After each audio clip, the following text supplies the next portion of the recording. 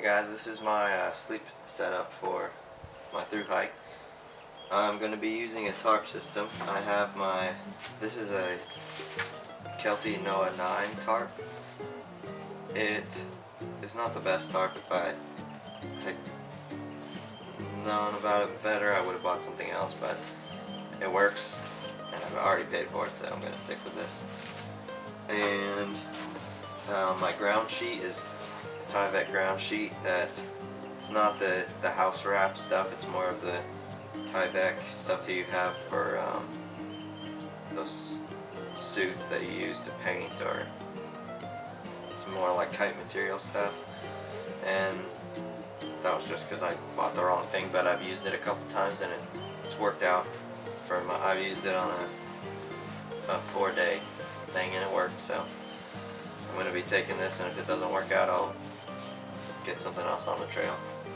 And I'll be carrying 8 stakes. I have 6 of those shepherd hook titanium stakes and then 2 just aluminum stakes and some paracord. And I'll be setting up the tarp with my Lucky trekking poles. And this is my sleeping bag. I'll go into that more later. So I set my tarp up 2 different ways. One of them I use just a simple A-frame setup with a ridgeline, and but when it's really stormy, I'll show you how I set it up. But most of the time, I'll just set it up in an A-frame style because there's less problems with condensation. My tarp, my thermarest pad, my 8/10 stakes, my Thru-Hike ground sheet, and my rope, they all together, they weigh just under 2.5 pounds.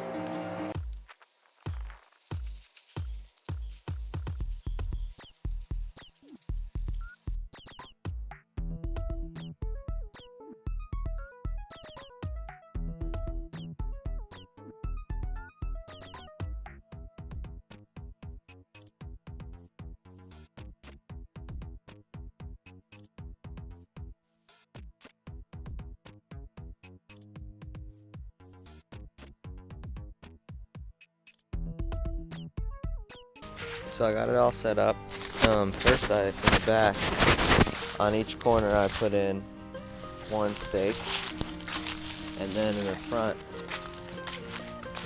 I pulled the 2 corners in to almost like halfway, or about a quarter of the way in, and then I stuck this big front pole up in top, and then the smaller one in back, and then pulled out the 2 corners through a rope through the sideline down to another stake to help keep it open.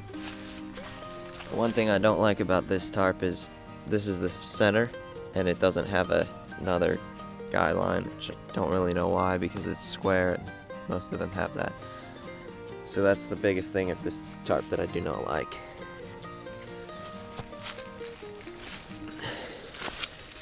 And inside, as you can see, there's plenty of room for gear, and I've slept with 2 people in here before and it works out great. When it's raining really hard, I usually pitch it lower to the ground than how it is right now, but I pitched it a little taller and I still have a good foot above my head in here.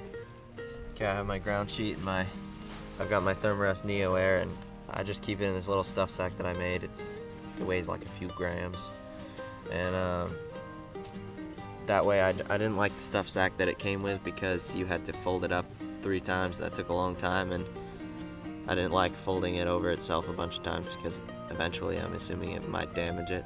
And it fit way better in my pack, just tall. I put it in my pack just along the side of everything. And here I have this is I don't really know what it's called, but it's made by Slumberjack, the sleeping bag, and it started out as a 20-degree bag, but now it's like a 35-degree bag. I've had it for quite a few years, and so I made a fleece liner out of a blanket. I just sewed it up, and people were complaining about the other fleece being too thin, not warming them, so I made a thicker one, and that brings it down to roughly just under 30 degrees that I can sleep comfortably in this. But this weighs 3.5, a little more than 3.5 pounds for the sleeping bag and the liner, and it's huge. So I went ahead and ordered a Z-Pack sleeping bag, which will bring the weight down. It's a lot. It's just over 1 pound, but we'll have to see how that goes. I've never used a down sleeping bag, and I might have allergies to it, so I have to try it out and see. If not, I'll be lugging around this heavy one. But this is how I'll be setting up my tarp. In the next couple weeks, I'll be putting up a video of everything I'm going to be bringing with me on my trip. If you have any questions, leave them below. Thanks for watching.